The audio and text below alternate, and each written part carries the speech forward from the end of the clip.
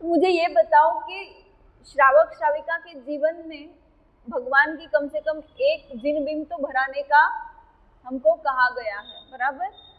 अगर शक्ति हो तो पूरा जिनालय बनाए, और अगर शक्ति ना हो तो कम से कम क्या करते हैं हम, एक बिंब तो भराते ही हैं। तो जिन बिंब भराने में पुण्य है या जीर्णोद्धार करने में पुण्य है? क्या करने में पुण्य है? जीर्णोद्धार। अगर मिट्टी में से, नदी में से, कुएं में से, कहीं से भी अगर प्रतिमा निकलती है तो उस प्रतिमा का उद्धार करना महत्वपूर्ण है या नई बिंब भराना महत्वपूर्ण है? क्यों क्यों क्यों ऐसे क्यों है?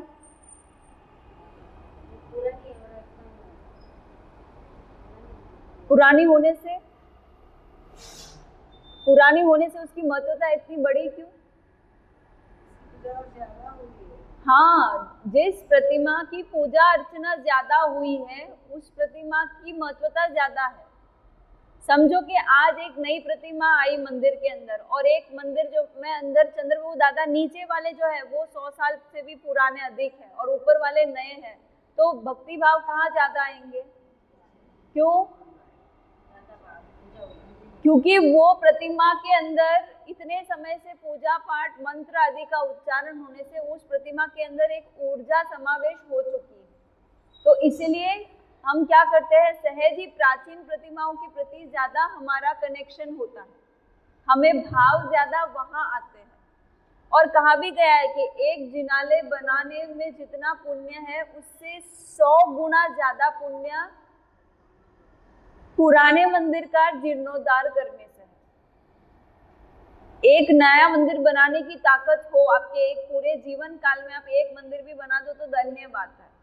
तो अगर आपको उसी मंदिर को बनाने में अगर 100 गुना लाभ चाहिए, 100 गुना ज्यादा पुण्य चाहिए, तो हमें क्या करना चाहिए?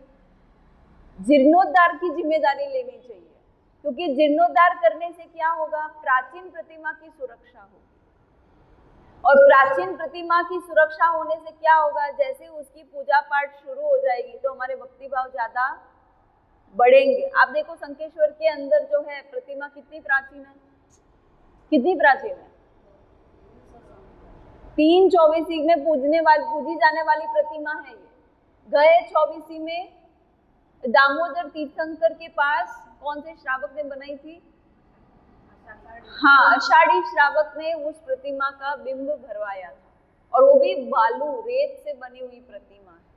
किंतु उस प्रतिमा को उस समय से पूजा जा रहा है, और फिर उसके बाद वो स्वर्ग के देवताओं के द्वारा भी पूजी गई और फिर पाताल के देवताओं के द्वारा भी पूजी गई, यानी तीनों लोक में जिसकी पूजा अर्चना हुई है।